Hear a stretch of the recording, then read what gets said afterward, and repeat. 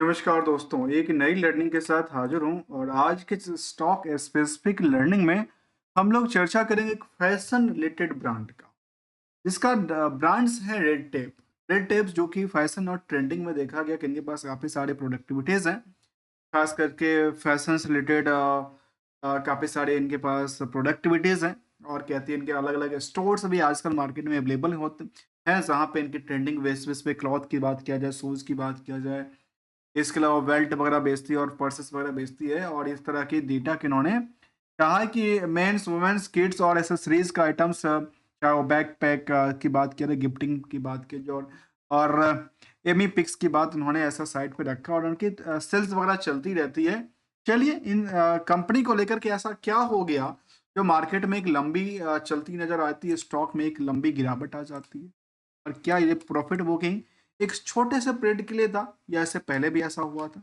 इससे पहले भी ऐसा होता रहता है। मार्केट में जब खरीदारी होती है तो बिकवाली का प्रेशर चलती रहती है, क्योंकि ये मार्केट है। मार्केट दोनों के बेसिस पे चलता है। और दोस्तों याद रखने वाली बात ये है, भले ही ब्रांड का क्या स्टॉक से क्या कनेक्शंस हैं, उसका भी ज़रा ध्यान रखना चाहिए कि आखिर कंपनी में कारोबार किस अकॉर्डिंग चलता था। और यहाँ पे यदि हम मार्केट की तरफ देखें, यहाँ पे स्टॉक मार्केट की तरफ, तो यहाँ भी कोई ना कोई खरीद रहा है, कोई ना कोई बेचने में लगा हो। चलिए इनके हम पहलू को जरा सुलझाने की प्रयास करते हैं, जिसका कंपनी का बात करें तो कंपनी में कहती है कि इनके पास इंडिया ट्रस्टेड लीडिंग ब्रांड्स हैं, जो fashion and the lifestyle brands हैं, with over 435 plus opulents stores across the pan India में इनके पास है, जो कि शायद उससे ज़्यादा भी हो सकता है यदि डेटा की बात हम करंटली सिचुएशन की बात करें, यदि कंपनी ने कुछ ऐसा अपडेट दिया होगा तो। फिलहाल हम यहाँ पे देखें, इनका डेटा निकल के आया था 6 घंटे पहले की बात है। यहाँ पे देखने का कि इनका रिजल्ट के पॉइंट ऑफ व्यू से आया था, उनको भी जरा हम एनालाइज करेंगे।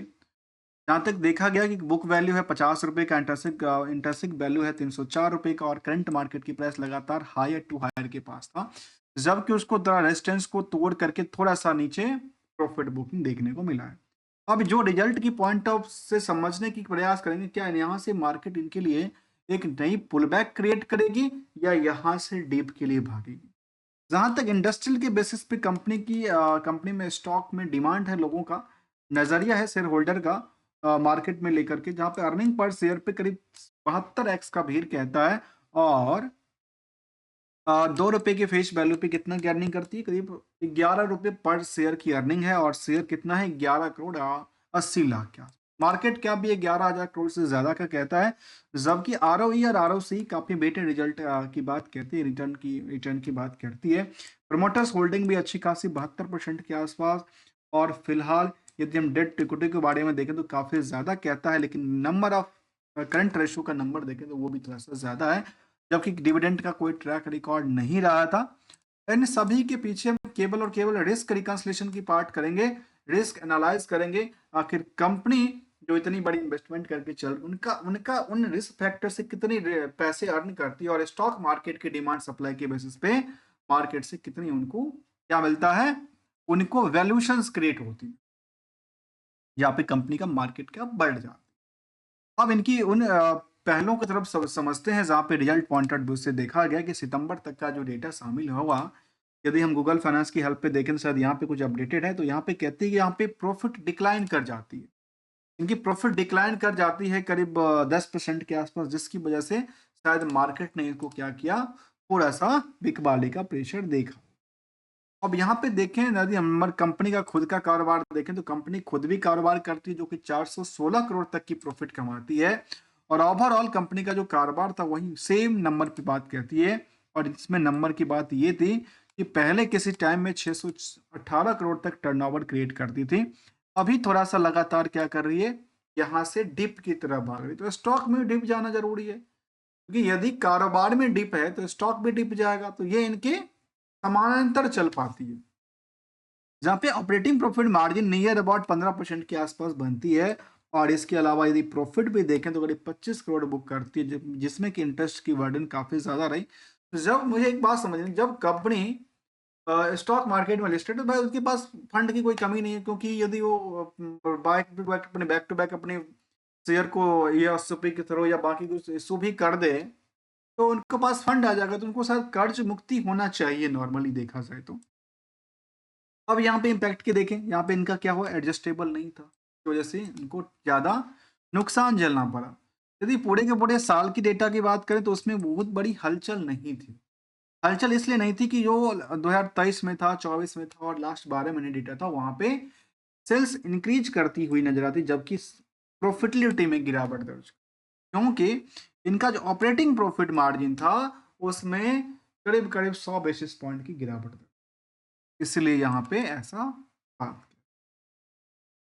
जबकि इंटरेस्ट की बर्डन की वजह से देखें तो एडजस्टेबल नहीं था, अदर सोर्स ऑफ इनकम इनके पास क्रिएट होती थी। रिस्क एनालाइज को देखें तो 18 दिन के लिए रिस्क कहती है, जो कि शायद पॉसिबिलिटी है कि हैक हो सकता है कि क्रेडिट कार्ड बाकी सारे डेटर्स को लेकर के इनके पास पैसे कुछ आते होंगे। अब ज्यादातर इनके पास स्टोर है तो कैश कैश कैश और कार्ड से ही मिलता होगा पेमेंट, कोई ऐसा तो है नहीं जो कोई उधार लेके चला गया, ऐसी सिचुएशन तो होती नहीं है। तब भी 18 दिन में पैसे इनके पास रिलीज हो जाते हैं। और रिस्क फैक्टर में देखें तो कंपनी एक कर्ज क्यों बढ़ा रही है, मुझे ये समझ नहीं आई। कंपनी कर्ज ले लेके एक तो लिस्टेड है, मार्केट से फंड भी ले लिया अपनी, और भी बोरोइंग्स कंपनी ले रही है, और बोरोइंग्स ले करके उसमें ये कहती है कि हम अपने स्टोर शायद खोलने वाले हैं, ऐसा कि डेटा की बात उन्होंने रखा होगा।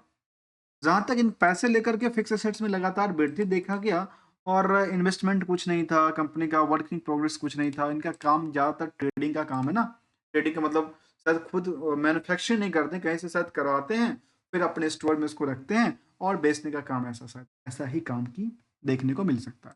जहाँ पे इनके पास इन्वेंटरीज काफ़ी ज़्यादा पड़े हुए हैं, और मार्केट में उधार भी कभी 138 करोड़ की बात करते हैं, जबकि कैश इनके बिल्कुल ही नहीं कहा रखा है। रिस्क फैक्टर के अकॉर्डिंग हमने क्या देखा, 118 करोड़ के आसपास की उधार पड़ी थी, जहां पे इनके पास लास्ट 2 क्वार्टर में करीब 1000 करोड़ के आसपास 900 करोड़ के टर्नओवर हो गई। 100 करोड़ के आसपास यदि उधार भी पड़ा गया कोई फर्क नहीं पड़ा, क्योंकि उनके पास ऑपरेटिंग प्रॉफिट मार्जिन थोड़ा सा डाउन करती है, जिसकी वजह से इनके पास नेट प्रॉफिट मार्जिन में काफी ज्यादा गिरावट दर्ज करती है। यदि फिलहाल की बात करेंगे तो यदि स्टैंड लोन डेटाबेस और दोनों दोनों डेटा उनका सेम ही है, और दोनों डेटाबेस को यदि हम इन पहलों की तरफ देखें तो यहाँ पे ऑपरेटिंग प्रॉफिट मार्जिन में जहां तक सवाल है पिछले पीरियड से, तो यहाँ पे क्या किया, जंप किया, जबकि नेट प्रॉफिट मार्जिन में गिरावट दर्ज कर लेती है। कोई बात नहीं, एक चीज अच्छी है, एक बार में कुछ गिरावट भी दर्ज कर लेती है। अब कुछ और पहलू की तरफ ध्यान ध्यान दें, जहां डिस्क टू के अलावा कुछ यदि साल दर साल की डेटा की बात करें तो सेल्स को लेकर के जो डेटा सामने आया उसमें 26% तक की ग्रोथ देखने को मिला है। प्रॉफिट में थोड़ा सा दिक्कतों का सामना करना पड़ा, लेकिन स्टॉक प्राइस सीजीआर में लगातार बढ़ोतरी देखने को मिला है, और रिटर्न ऑन इक्विटी इनको बैकअप सपोर्ट देने के लिए बिल्कुल तैयार बैठी। यदि उनकी लेटेस्ट न्यूज की तरफ इनको उनका प्रेजेंटेशन की तरफ देखें तो कंपनी ने प्रेजेंटेशन जो दिया था उसमें कहते हैं कि हमारे पास ये सब क्वार्टरली रिजल्ट का पॉइंटेड व्यू था। इसमें दोस्तों मैं अक्सर कुछ ऐसे बातें कह देता हूँ कि उसको परसेंटेज वाइज देना चाहिए कि बाई कंपनी को लेकर कि आपकी परसेंटेज वाइज क्या रही, आपकी परसेंटेज वाइज ग्रो क्या कहती है। उन्होंने ऐसा अपने कहती है कि हमारा क्या किया, तो इन्होंने पब्लिश इन द जनसत्ता में उन्होंने अपनी आर्टिकल भी छपवा दिया, और ये डेटा उन्होंने शामिल कर दिया। इतना ही डेटा की बात उन्होंने न्यूज़पेपर पब्लिकेशन की बात किया। और इसके अलावा यदि फुल की तरफ चलें, कंपनी का कुछ पीपीटी तरफ देखेंगे तो उसमें कुछ कहती है कि नहीं कहती है। यदि ऑडिट फाइनेंशियल स्टेटमेंट भी देखें तो इसमें कुछ परसेंटेज वाइज कुछ डिक्लेरेशन देती है। अरे इतना ज़्यादा इनका नॉन रीडेबल्स उन्होंने डॉक्यूमेंट्स अपडेट करके रखा है ना, जो पढ़ने लायक भी शायद नहीं बचता है। शायद इसके लिए थोड़ा सा क्षमा मांगता हूँ भाई, इसको ज़्यादा मैं पढ़ नहीं पाऊंगा। इसके अलावा दोस्तों देखेंगे इस कंपनी को लेकर के, यदि हम पीयर्स को कंपेयर करें तो पीयर्स में डी मार्ट्स हैं, टेंट्स हैं, ब्रेन वेल्स जैसी कंपनी है जहाँ पे रेड टेप भी शामिल है, और इन सभी कंपनियों के लिस्ट में यहाँ भी लोगों का इंटरेस्ट काफ़ी ज़्यादा है। तब भी मार्केट में क्या है, भले ही मार्केट में प्रॉफिटेबिलिटी कम हो, नेट प्रॉफिट पार्ट में निगेटिव सेंटीमेंट देता हो, लेकिन मार्केट में क्या है, इंटरेस्ट बना हुआ नजर आया है। और रिजल्ट की पॉइंट ऑफ व्यू से थोड़ा सा डिक्लाइन करती नजर आती है। हो सकता है मार्केट और सा डिप जाए, क्योंकि रिजल्ट की पॉइंट ऑफ व्यू से यहाँ पे एक तो सेल्स भी गिर गया, ऑपरेटिंग प्रॉफिट गिर गया, और नेट प्रॉफिट पार्ट भी गिर गया। मतलब तीनों एंगल से इनका गिरावट दर्ज करती है। और इनकी एक डिमेरिट की बात ये निकल के आती है कि इन्होंने कर्ज काफी ज्यादा ले लिया, इंक्रीज करती नजर आती है, जो इनको लिए क्या करेगी, डैमेज करेगी। इसके अलावा यदि हम चार्ट में इसके एनालिसिस पार्ट देखें तो कुछ अच्छी चीजें भी कहती है कि इंप्रूवमेंट करती है कुछ कैपिटल रिक्वायरमेंट को लेकर के, और कुछ चीजों को लेकर कहती है कि काफी निगेटिव इम्पैक्ट डालती है। और चार्ट एनालिसिस कहते हैं कि यहाँ पे थोड़ा सा भी लगातार डिप हो सकती है, क्योंकि मार्केट में भी सेंटिमेंट कहता है कि इनकी यदि सेल्स घटा है, प्रॉफिट घटा है और कर्ज बढ़ाई है, तो कंपनी को लेकर के थोड़ा सा नेगेटिव इम्पैक्ट मार्केट में फैल सकती नजर आती है। लेकिन कारोबार में उसको कोई फर्क नहीं पड़ेगा। कारोबार में बस इतना फर्क पड़ेगा, जो पूरे के पूरे कंपनी का मार्केट कैप जो धीरे धीरे कहते हैं घट जाती है, इतना ही फर्क पड़ता है। बाकी कुछ ऐसा नहीं होता कि कंपनी बंद हो जाएगा या कंपनी को, ऐसा कुछ भी नहीं होता। यहाँ पे प्रमोटर्स होल्डिंग के सवाल और इनके होल्डिंग के सवाल देखा है तो कंपनी में निवेशकों का इंटरेस्ट लगातार बना है। जहाँ तक सितंबर में है, हमने कहा कि यहाँ पे सितंबर में एफआई ने तो बहुत ज़्यादा पोजीशन नहीं बिल्डअप किया है, लेकिन डीआई ने यहाँ पे काफ़ी ज़्यादा पोजीशन बिल्डअप किया, करीब करीब कह सकते हैं कि 1.5% से ज़्यादा की यहाँ पे पोजीशन लिया है। और 1.5% की पोजीशन में कौन से ऐसे बड़े निवेशक हैं यहाँ पे, तो देखा गया कि ICICI प्रूडेंशियल है, HDFC स्मॉल कैप है, दो कंपनी का नाम शामिल है जो कि यहाँ पे अपनी फंड को लगातार बढ़ा के निकल के आए, और जबकि पब्लिक से क्या हुआ, शिफ्ट कर गया। और नंबर ऑफ शेयर की लिस्ट में क्या हुआ, नियर अबाउट उतना ही रहा जितना कि पहले था। मतलब लोगों का रुझान भी रहा और एफआईडीआई ने उसको थोड़ा थोड़ा कर खरीद भी लिया, और जब चाहेगा एफआईडीआई उसको बेच भी देगा। वैसा देखने को यहाँ पे वॉल्यूम जो है, इसलिए यहाँ पे ट्रेंड दिखाता है। और एक चीज को और देखना जरूरी है, क्या इसमें बल्क डील लगातार शामिल होता है कि नहीं होता। तो यहाँ पे बल्क डील बिल्कुल शामिल नहीं है, और अभी तक यहाँ पे मूवमेंट को ऐसा चेंज नहीं किया गया है, क्योंकि अब सेंटिमेंट को ज़्यादा खराब या अच्छे करने के लिए जहाँ पे प्रॉफिट बन भी सकती है और प्रॉफिट बिगड़ भी सकती है। इनकी यदि पीयर्स के हिसाब से कंपेयर करके देखें तो कंज्यूमर डिस्कशन में पिछले 1 साल से लिस्टिंग हुई थी, 1 साल में बीएससी के ऊपर देखा गया 84% तक की मूव किया है। और यहाँ तक यदि मैं पिछले 1 साल की डेटा की बात करूँ तो यहाँ पे ये देखने को मिला कि 81-84% के आसपास मूव हुआ है। और गोल्डन रूल्स के बारे में क्या कहते हैं, इस पर जरा एक फोकस करते हैं। यहाँ पे मार्केट ने सेम रेंज में ट्रेड किया, सेम रेंज में बनाने की कोशिश किया, और यहाँ पे हो सकता है यहाँ पे इन्होंने बॉटम यहाँ पे आकर खत्म हुआ। लेकिन जब भी एंट्री करते, क्योंकि हमेशा कोई ना कोई एंट्री कर रहा है, कोई ना कोई एग्जिट कर रहा है, ये एंट्री करने के टाइम पे सबसे पहले देखना पड़ेगा कि कितना स्टे करने की पोजिशंस क्या है। उसमें रिस्क यदि ज़्यादा है ट्रेंडिंग के वेव के हिसाब से, यदि यहाँ पे कोई एंट्री कर रहा है तो इसका रिस्क ही बनता है, क्योंकि यहाँ पे ट्रेंडिंग ही इनका क्या है, डिप की तरफ है। और यहाँ पे ट्रेंडिंग के हिसाब से रिस्क ज़्यादा बनता है, तो एसएल का यूज करना पड़ेगा। एवरेज और हेज सिर्फ सॉल्यूशन नहीं बनता है। और जब प्रॉफिट आ जाए एक्सपेक्टेशन के आसपास 5, 10, 15, 20% के आसपास, तो प्रॉफिट को क्या करना चाहिए, बुक करके धीरे धीरे करके घर वापस लेके आना चाहिए, तभी मार्केट में सस्टेनिटी बन पाएगी और लंबे पीरियड तक देखा जा सकता है, किया जा सकता है। और दोस्तों, हमारे साइड से किसी भी कंपनी को, वैसे भी स्टॉक को लेकर कोई भी ट्रेडिंग और एडवाइजरी की बात बिल्कुल शामिल नहीं। और लर्निंग पॉइंट ऑफ व्यू से यदि आपको वीडियो अच्छा लगा हो तो लाइक, चैनल को सब्सक्राइब करना मत भूलिएगा। मिलेंगे कुछ नई स्टडी के साथ, तब तक के लिए बी केयरफुल, बी अवेयर, और मार्केट में हमेशा सतर्कता के साथ अपने पैसे पे को सुरक्षित रखते हुए मार्केट में आप रिस्क के साथ, रिस्क टू रिकंसलेशन के साथ साथ, रिस्क टू रिजल्ट के साथ साथ, रिस्क टू रिवार्ड की तरफ भी इशारा कर सकते, और रिजल्ट के साथ जो रिटर्न बनता है वो बेटर रिजल्ट बनते हैं।